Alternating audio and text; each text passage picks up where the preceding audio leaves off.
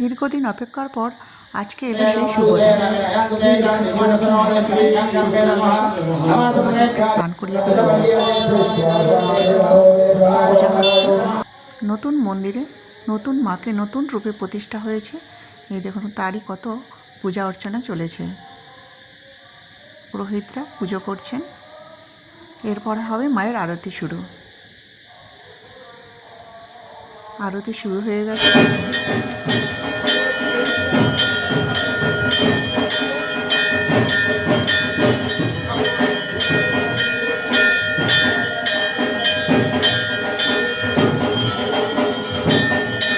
এই আরতির সময় মায়ের রূপটি এত সুন্দর লাগে দেখতে চোখ ভরে যায়। এখানে চলেছে মহাযজ্ঞ, দেখুন কত সুন্দর লাগছে। তারই এত আয়োজন। হোম শেষ হলো।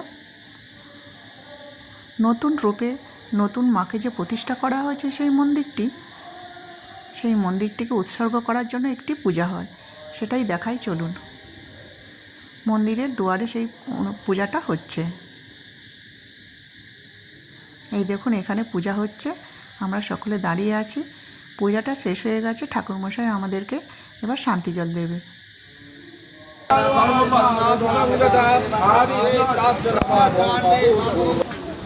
জয় বুড়িমা জয়, জয় বুড়িমা জয়, জয় বুড়িমা জয়, পূজা শেষ হলো আর আমরা প্রসাদ নিয়ে বাড়ি এলাম। জয় বুড়ো শিবের জয়।